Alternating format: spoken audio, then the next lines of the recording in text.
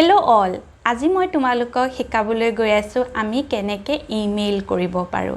অকল ইমেইল কৰিব জানিলে নহব ইমেইলত আমি সাবজেক্ট লাইন কি দিব লাগিব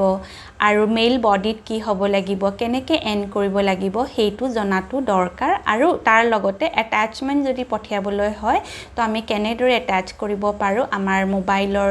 থকা ফাইলৰ পৰা মই হেয়াত আজি তোমালোকক শিকাবলৈ গৈ আছো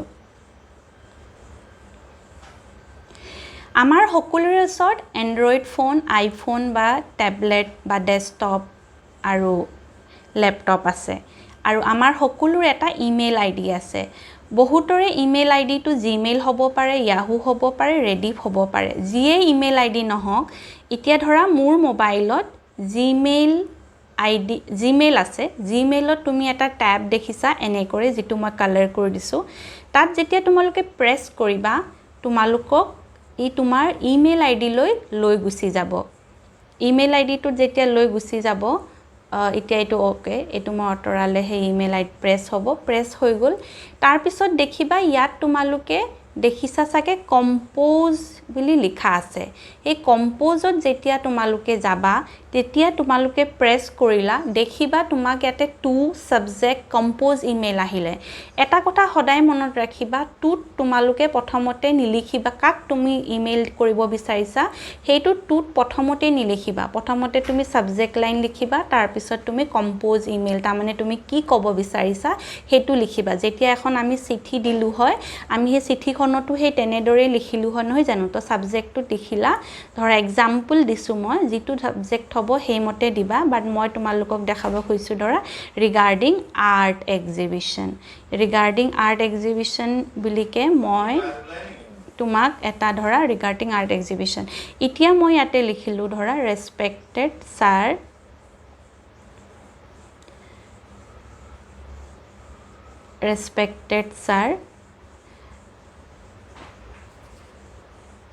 আৰু তোমালোকে মেইল বডিত ধৰা যেটো লিখিব বিচাৰিছা আৰু যদি অসমীয়াত লিখিবলৈ বিচাৰা তেতিয়া হলে অসমীয়াত তোমালোকৰ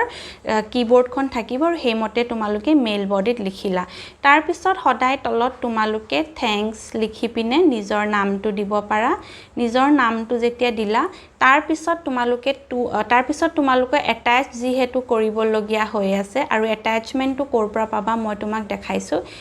এইটো যে দেখিছা এই দখত তোমালোকৰ অ্যাটাচ হ'ব তাৰ পিছত তুমি অ্যাটাচ বাটনটো যেতিয়া ক্লিক কৰিবা অ্যাটাচ এ ফাইল আহিব অ্যাটাচ এ ফাইল আহাৰ পিছত ধৰা মই আগৰ ভিডিও এটাত মই দেখাইছিলো যদি হেভি ফাইল হয় তে ধৰা এইটো এটা হেভি ফাইল হয় মই যেতিয়া ইয়াতে প্ৰেছ কৰিবলৈ যাও তোমাক ইয়াতে অপচন এটা আহিছে যে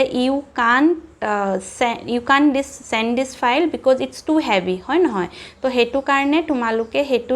ফাইল পঠিয়াব নোৱাৰিবা তোমালোকে হেতু উই ট্ৰান্সফাৰত গৈ পিনে ইয়াত লিংকটো কপি কৰি দিব পাৰা কিন্তু ধৰা মই এখন ফটো পঠিয়াব বিচাৰিছো আৰু ফটোখন আমি হোৱাটসএপৰ থ্ৰু দি পঠাব পাৰো তুমি সাকে ভাবিছা যে আমি হোৱাটসএপৰ থ্ৰু দি কিয় পঠাবলৈ পাৰা নাই ৰিজল্যুশনটো হোৱাটসএপত ভাল নাহে আৰু হেতু কাৰণে তোমালোকক কোৱা হয় ইয়া যে তোমালোকে ফটোখন ইমেইল কৰিবা বা এটা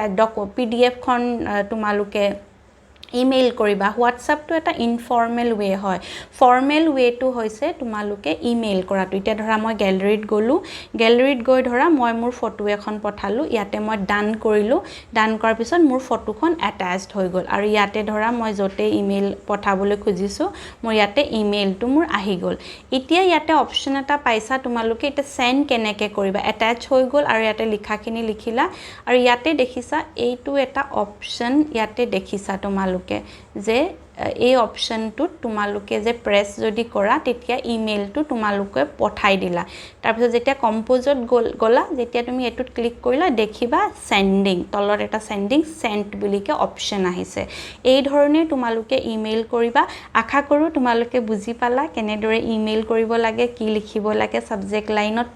তাৰ পিছত কেনেকে এন্ড কৰিব লাগে অ্যাটাচমেন্ট কেনেকে লগাব লাগে আৰু যদি কিবা তোমালোকে ইমেইলৰ বিষয়ে কিবা জানিবলৈ বিচাৰা মোক জনাবা মই আৰু